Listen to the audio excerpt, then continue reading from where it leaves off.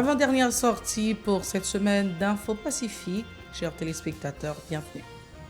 6 morts et plusieurs blessés, c'est le bilan d'un accident de la circulation jeudi à Canaan 70 sur la route nationale numéro 1.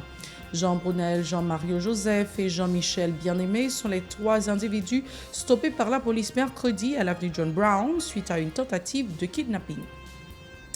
Le petit séminaire collège Saint-Martial de Port-au-Prince a soufflé jeudi sa 157e bougie. À l'occasion, une messe d'action de grâce a été chantée au local de l'institution en présence des responsables, des professeurs, des parents et des élèves. Ozeneti, tel est le nom d'une nouvelle structure lancée par l'organisation politique Matrice Libération et des proches de la défunte et de Diego Charles en vue de contraindre les autorités à assurer le suivi de dossiers. Osons l'optimisme, c'est le thème de la seconde édition du programme de formation plurisectorielle de la structure selon des positifs au profit d'environ 600 personnes. Et puis à l'étranger, le nouveau président des Philippines, Ferdinand Marcos Jr., a prêté serment le 30 juin à 64 ans. Il a succédé ainsi à Rodrigo Duterte. Restez branchés, les détails c'est tout de suite. Si vous jugez que cette vidéo est intéressante, n'hésitez pas à liker et partager la vidéo. Et surtout, n'oubliez pas de vous abonner à cette chaîne et activer la cloche de notification pour ne pas louper aucune de nos vidéos. Si vous nous rejoignez maintenant, vous êtes sur la télé Pacifique, vous suivez Info Pacifique, le développement. 6 morts et plusieurs blessés, c'est le bilan d'un accident de la circulation jeudi à Canaan 70 sur la route nationale numéro 1. Le drame s'est produit quand un container et une camionnette sont entrés en collision, ont indiqué des témoins. La police nationale a confirmé avoir stoppé Jean Brunel, Jean-Mario Joseph et Jean-Michel Bien-Aimé mercredi à l'avenue John Brown, la Luz, suite à une tentative de kidnapping. Les malfrats, qui étaient des récidivistes, tentaient d'enlever un employé de l'entreprise Henri Deschamps. Ils ont été pris en filature depuis Pétionville. Ils ont été abattus dans des échanges de tirs, a indiqué la PNH, ajoutant avoir appréhendé un autre caïd blessé par balle alors qu'un véhicule a été confisqué et une arme récupérée, toujours selon les responsables de l'institution policière. Ozeneti, tel est le nom d'une nouvelle structure lancée par l'organisation politique Matrice Libération et des proches de la défunte et de Diego Charles en vue de contraindre les autorités à assurer le suivi de dossiers. Le coordonnateur de Matrice Libération, Antonio Cherami, a indiqué que les instances concernées sont dans l'obligation de faire la lumière autour de ce double meurtre. Écoutons les déclarations de l'ex-parlementaire au micro de Vladimir Prédeville et Maud Léjean. Il y a un bagage qui vraiment préoccuper nous-mêmes au niveau matrice. Nous avons bagage volontairement qui a passé dans le pays pour réduire l'État à un grain de cadavre. Nous avons dit non, l'État pas un grain de cadavre, l'État chargé de cadavre. L'État cadavre, l'État est là. Cadavre, l'État qui non seulement victime de massacre, Delma 32, toute famille qui est victime, tout le monde aujourd'hui continue à prier. Et spécialement Diego Neti, nous connaissons journaliste qui quantité de fois aux victimes et on continue à être victime toujours. Je dis nous-mêmes au niveau matrice, nous disons quel que soit Jean Saillé, quelle que soit pression, nous-mêmes, nous continuons à demander justice pour Diego avec Neti parce que les gens méritent justice et il faut que une lumière qui fait sous cadavre.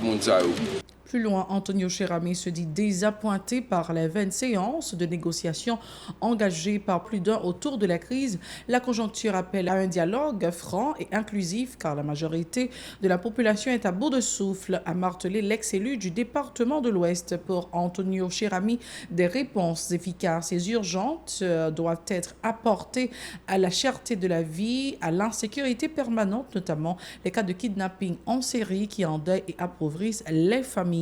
On l'écoute toujours au micro de Vladimir Prédeville et Maud Léjean. Qu'à vivre en de pays et profiter de son message pour les politiciens pour me dire mot dialogue, parole dialogue pour dialogue pour partage qui continue à faire dialogue pour job qui continue à faire, ça ne va pas mettre le pays à aucun côté. Il faut que chita pour dire un dialogue pour reposer problème sécurité, problème système. Depuis ce dialogue, pour ne pas, là toujours débouché sur même ça nous aujourd'hui. Par exemple, on va des gens qui sont confortables, ils pas sous dialogue.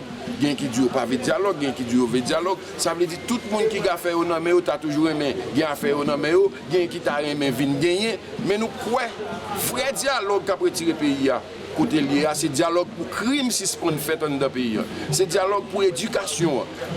Pour nous avons l'autre éducation. C'est dialogue pour nous avons l'autre système dans le pays. C'est dialogue ça nous besoin. Et je pense que c'est la nuit. Autre point de l'actualité, le petit séminaire Collège Saint-Martial de Port-au-Prince a soufflé jeudi sa 150e bougie. À l'occasion, une messe d'action de grâce a été chantée au local de l'institution en présence des responsables, des professeurs, des parents et des élèves. En marge de la cérémonie, les dirigeants ont réitéré leur volonté de reconstruire les locaux de la section secondaire de l'établissement détruite lors du séisme dévastateur de 2010. Écoutons les propos de l'administratrice de l'institution, Dominique Tassi, recueillie par Isra Jeudi et Extravansky Deramo. Je suis ici à Saint-Martial depuis 23 ans, comme administratrice du collège.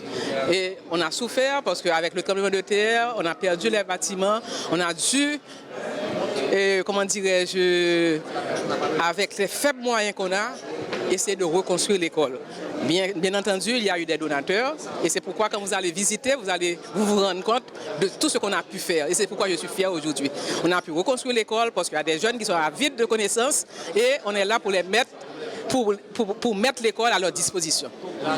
Gros perspective, on doit reprendre quand même le préscolaire parce que on voulait extendre les salles de classe. Mais le projet prioritaire, ce serait le secondaire. Par ailleurs, Mme Tassi se dit consciente de la situation sécuritaire qui prévaut dans la capitale, vu que le collège est situé dans un endroit plutôt difficile. Elle rassure que l'institution continue de fonctionner normalement et des dispositions ont été prises dans l'installation de caméras de surveillance pour renforcer la sécurité des lieux. On l'écoute à nouveau. Nous autres, nous visons l'excellence. Donc, comme a dit Père Isaac, le célébrant, n'oubliez pas que l'environnement, les jeunes actuellement, ils n'ont pas de modèle. Vous voyez, donc on est obligé de faire beaucoup d'efforts avec eux pour les permettre de se concentrer pour qu'ils donnent le meilleur d'eux-mêmes. Donc ce n'est pas facile parce que n'oubliez pas, avec cette histoire d'insécurité et puis pas de modèle pour les jeunes, donc on est obligé de faire beaucoup d'efforts. Mais vous allez visiter, vous verrez que l'ambiance, les salles de classe, les élèves sont bien assis, l'espace créatif. Donc vous verrez qu'ils se sentent bien au collège Saint-Martial. Des anciens élèves du petit séminaire Saint-Martial n'ont pas caché leur enthousiasme du fait d'avoir pu prendre part à la célébration de ce nouveau printemps. Ils en ont profité pour déplorer l'escalade de la violence, notamment au quartier Bel-Air, où est logée l'institution, même si aucun incident majeur n'a été enregistré jusqu'à date au niveau du collège. Écoutons-les et s'exprimer toujours au micro d'Isra Jeudi et Xavansky Deramo. 157 ans Saint-Martial, en tant qu'élève Saint-Martial, qui passait un pile temps Saint-Martial. Donc, je ne sais pas comment je me sens fier aujourd'hui pour me fêter ensemble avec l'école, pour me fêter ensemble avec anciens professeurs, anciens directeurs et puis anciens élèves pareillement. L'école, c'est alors bâtiment, c'est un patrimoine. Donc, l'école Saint-Martial n'est pas qu'à déplacer. Donc, nous sommes obligés de rester là, mais c'est vraiment risqué pour des jeunes de partout dans la capitale et dans toute zone métropolitaine pour déplacer chaque jour pour venir Saint-Martial, c'est vraiment grave. Ça fait triste parce que en tant qu'on go l'école comme ça, pourtant de tout ça qui a passé, j'ai dernièrement été tiré n'importe tout ça, qui vient faire en sorte que l'école là, je pense en sécurité avec tout élève ça autour, mais bah on est ça mon a dit, nous pas faire. Bon, premièrement, nous-mêmes pour en dans Saint-Martial, nous sentons impuissants parce que nous toute bagaille de plus qu'une café, vous comprenez? Mais malheureusement, les juste comme ça, malheureusement, c'est de jour en jour la dégradé. C'est nous indignés, nous sommes indignés.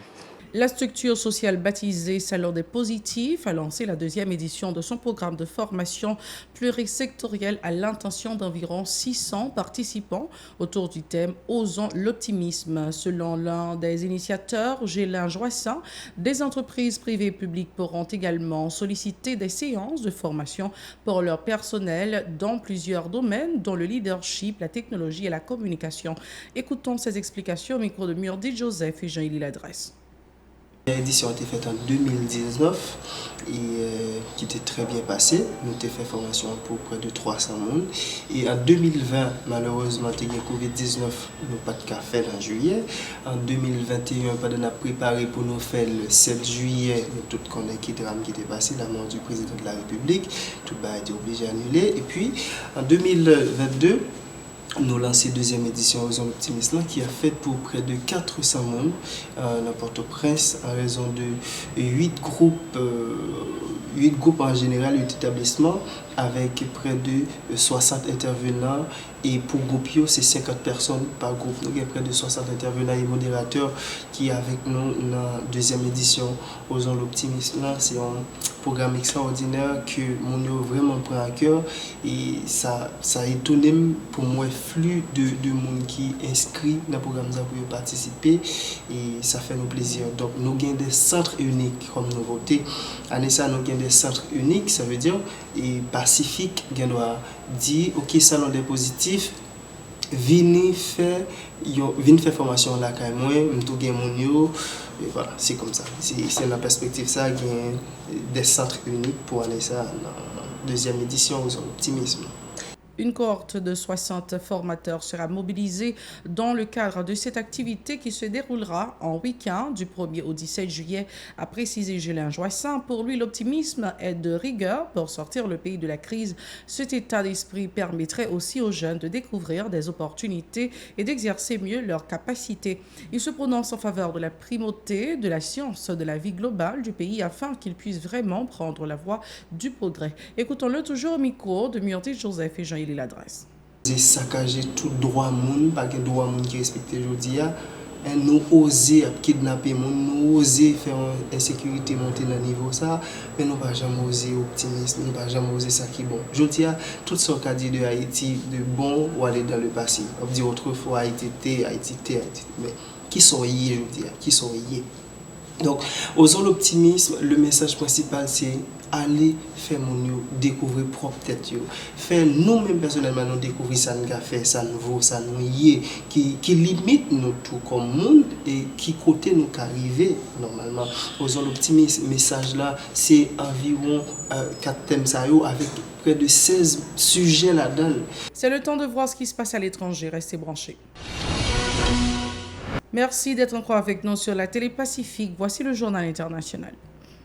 À l'étranger, le fils de l'ancien dictateur philippin Ferdinand Marcos a prêté serment jeudi 30 juin en étant que président des Philippines, concrétisant plusieurs décennies d'efforts de sa famille pour se rétablir à la tête du pays après avoir été chassé du pouvoir par une révolte populaire en 1986.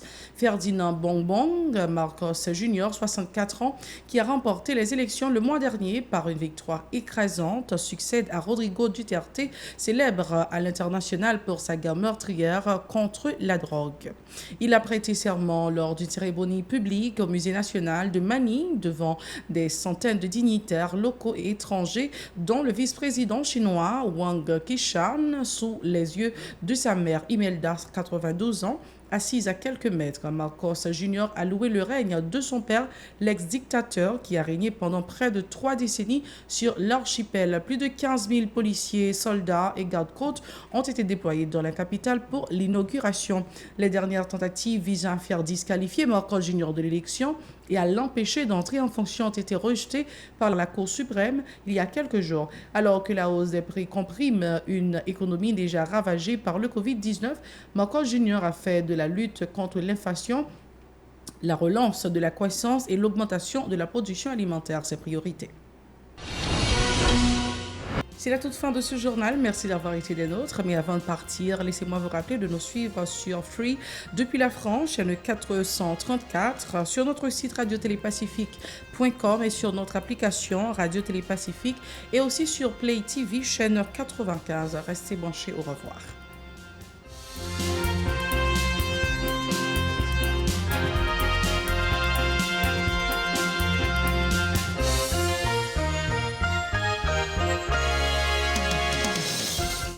Si vous jugez que cette vidéo est intéressante, n'hésitez pas à liker et partager la vidéo. Et surtout, n'oubliez pas de vous abonner à cette chaîne et activer la cloche de notification pour ne pas louper aucune de nos vidéos.